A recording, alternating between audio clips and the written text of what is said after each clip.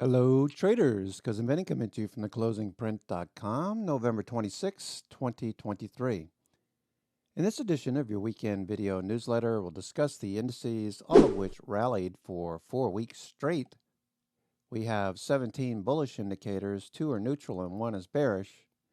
And many of our options trades and stock trades are moving higher and profiting. We'll talk about reducing our risk and looking for more opportunities this week.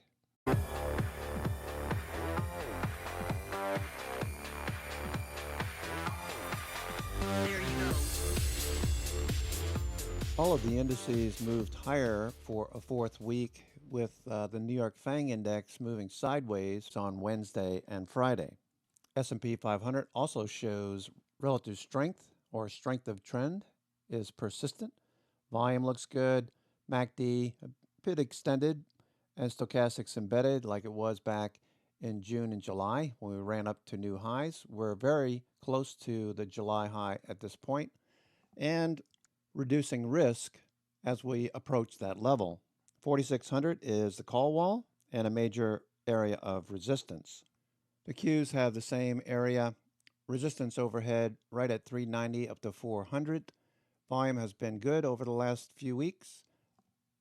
Stochastics is embedded and MACD is starting to flatten out, similar to the New York FANG index. Even small caps caught a bid. However, we are still inside of this range that we're looking to hold into year end.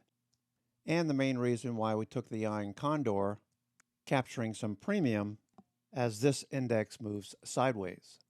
Sectors also improved. As you can see, we've gone from red 5 weeks ago, started turning green 4 weeks ago, into this last week where we have chartreuse green populating most of the sectors, with energy lagging a bit behind, while the international indices also improved markedly.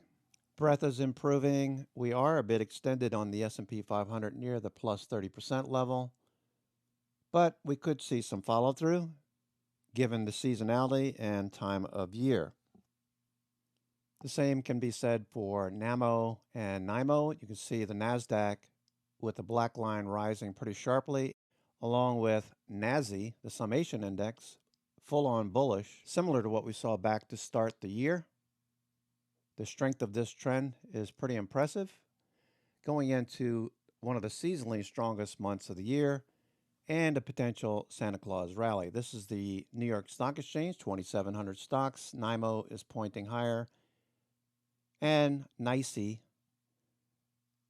also giving us a bullish turn similar to what we had in June and July. Breadth is improving, though it is a bit extended. This VIX 60-minute chart also giving us a green signal after being red going into the beginning of November. We continue to thrust higher, with the VIX at levels not seen since the 2020 COVID drop and pop, suggesting that we could see more weakness in VIX into year end. When we look at yields and junk bonds, the latter is giving us a full-on bullish signal. The moving averages are pointing up and to the right at about a 60-degree angle from horizontal. Our risk-on indicators, IBB, IWM, Bitcoin, advanced decline, are all moving higher. While the 10-year did bounce, it's still not very convincing, producing a doji on Friday's short session. Still looks like a head and shoulders top. If we do lose the 50-period moving average, the green line, we most likely would be headed down to the 200-day at 4%. The dollar is also continuing its show of weakness. If we lose the 200-day, which we closed below several times last week, and start to head back to the July pivot low, we could see the indices continue higher into year end.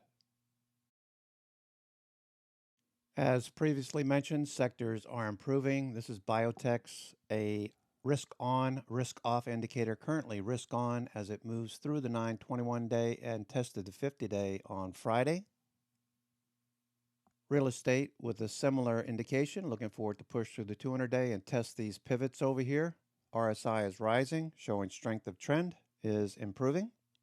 Transports already above the 200-day moving average. Semiconductors flagging on Tuesday, Wednesday, and Friday. Materials through the 200-day over the last 7 trading days continues. Volume comes in as well. RSI is showing strength of trend. Communications trending. That would be Meta, Netflix, Roku, Charter, Fox, including Google. Anything to do with communications, giving us a bullish trend signal. Energy is lagging, but still looking pretty strong. Last week, looking for a bounce and a push up towards the 50-day moving average, that green line overhead. You can see the volume by price over here. A lot of supply to get through, but it's not falling off to new lows, so that's a good thing. And supportive. Here is financials pushing to new highs. Make sure you check out the big banks. Those all look pretty strong. Volume looks pretty good. RSI is showing muscle like it did over here in late July. And industrials trending. Looking at Caterpillar and John Deere last week, along with technology, which is flagging on Tuesday, Wednesday, and Friday. Looking for a follow-through into year-end or some profit taking. Either way, we'll be reducing our risk and focusing on the strongest stocks this week. Even defensive consumer staples and healthcare got a nice bounce last week. 921 have crossed up through the 50-day, 200 days overhead at 72. RSI is showing strength of trend. Volume looks pretty good, and MACD is trending. Stochastics has turned up, along with a bullish trend in utilities. Remember, as the yields move lower, these stocks will most likely profit as institutions come in and buy the stocks that are known for their dividend yields. The same goes for healthcare, looking strong, pushing through all of the moving averages. Look at the volume on healthcare. A lot of institutions have been buying over the last several weeks if you've been paying attention to any of the financial media like Bloomberg and CNBC. So if you have money or positions there, most likely you'll see a follow-through into year-end. Consumer discretionary also looking strong. RSI is flat, but price action moving sideways, looking for another test of this pivot here at 174.92. Volume looks good. MACD is above its signal line. Stochastics is embedded. Similar to what we saw in May and June when the markets continued to move higher. And finally, we have the retail, a subsector of consumer discretionary. You want to see consumer discretionary performing or outperforming if you're very bullish. Retail stocks have been showing surprising resilience and increasingly higher profit estimates going into next year. The retail sector about to break above the 65 level. If it does, look for a test of 67, 66. RSI is showing strength. Volume is a bit mixed. MACD and stochastics are both supportive and suggesting we could see more upside in the short term. I do have a put credit spread on XRT, the 62.50 and 59.50, I believe. I'll continue to collect premium as theta kicks in. Regardless, retail looks pretty strong. We have quite a few IBD 50 names on the list this week. Note the rising profit estimates. It's the same list that we've seen over the last 3 weeks. Increasing numbers of companies reporting that their earnings are anticipated to rise into next year. That said, many stocks look a bit overbought. Doesn't mean we can't stay embedded, stochastics and RSI, but it's something to consider going into this week. You might want to start reducing your risk on stocks that have very good returns to date. And with those stocks showing rising profit estimates, we can see that many of them look very strong, suggesting that we could see follow-through into year-end. With the stocks on the IBD 50 like Amphastar giving us a nice little flag after a big run-up, looking for a follow-through this week. The 20 and the 50 have crossed over in a bullish direction. Arista Networks, we had the 21-day cross up through the 50 back in October, continue to look very strong, rising into year-end. AJ Gallagher, I believe, reported earnings last week. This is continuing. Nice bullish trend pulling away from the 21-day Axon also looking very strong. Braze Inc. This one's been on the IBD 50 for the last, 6 weeks or so. Broke out of this range above 49, continues to move higher. Comfort Systems, Fix, FIX, HVAC related industry group. Looks like it wants to break higher as well. CrowdStrike and the stocks in this group with Zscaler, Qualsys, Palo Alto, Fortinet, and a few others looking very strong. The shippers related to oil and gas and liquid natural gas ocean-going transport. Dorian LPG looking very strong, breaking out on Friday. Deckers, DraftKings, Duolingo, Dynatrace, Elf, all looking very strong. Looking like we could see a follow-through.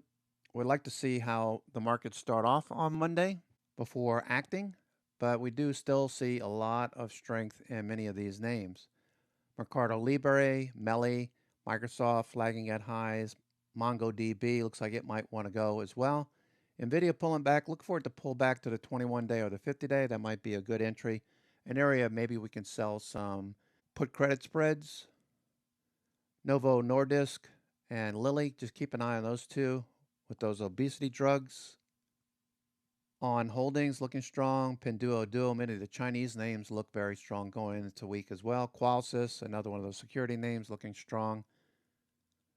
ServiceNow, Samsara IoT, Synopsys, Zscaler looking very strong, along with Monday.com. Workday looks like it wants to go as well, and pointing to a potential follow-through. All of these stocks looking very strong to start off the week. Okay, traders, that's going to do it for me. This is Cousin Vinny coming to you from theclosingprint.com with your weekend video newsletter for Sunday, the 26th of November. Be sure to check your inbox for the watch list. I'll send that out about 12 midnight tonight on Sunday or 9 o'clock on the East Coast with stocks that we're looking for, the best setups, looking for a follow-through into this week. Take care. Have a great week, what's left of it, and we'll see you on Monday. Ciao.